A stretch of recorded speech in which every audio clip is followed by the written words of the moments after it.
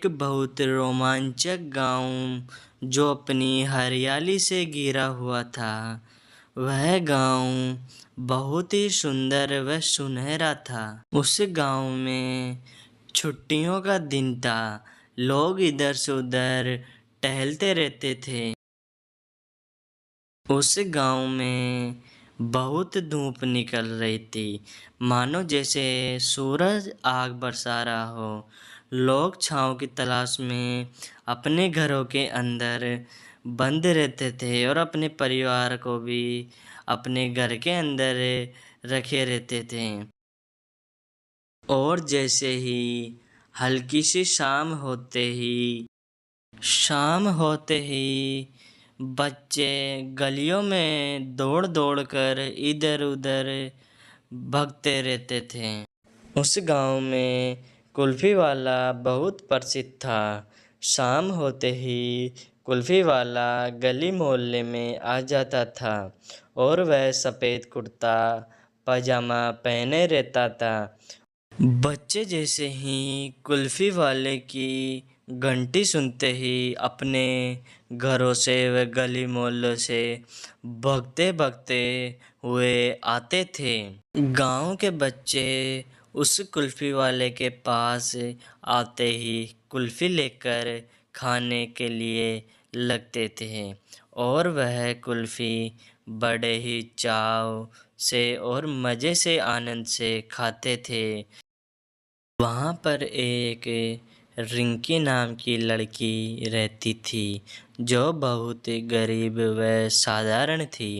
कुल्फ़ी वाला हर रोज़ उसके घर के पास से होकर निकलता था और वह उसे देखकर उछल कूद करती थी। एक दिन उस चाचा ने उससे पूछा, क्या रिंकी बेटा, तुम कुल्फी खाओगी? चाचा, पैसे नहीं हैं। माँ ने बेवजह पैसे मांगने से इनकार किया है। चाचा मुस्कुराकर और बोलने लगा, अरे बेटा, तुम्हारी बोलने में इतनी मिठास होती है कि एक कुल्फी तो बनती है। बहुत दिनों बाद दिन गुजरने के बाद रिंकी गांव से होते हुए अपनी बस में शहर की ओर चल दी।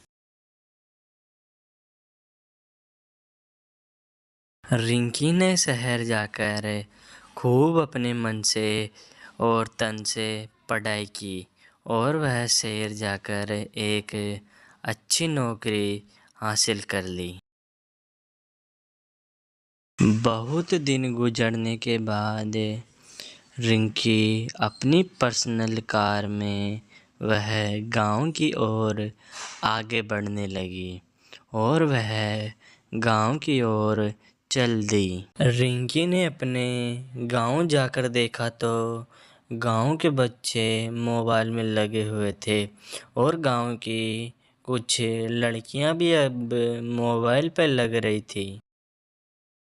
अब गांव में उस चाचा की कुल्फ़ी का ठेला भी बिल्कुल ना के बराबर चलता था। रिंकी उसे कुल्फ़ी वाले चाचा के ठेले पर गई। उसने चाचा को देखा तो वह बड़े ही उदास स्वभाव में बैठे थे और उनकी दुकान पर या ठेले पर एक भी ग्राहक नहीं आ रहा था।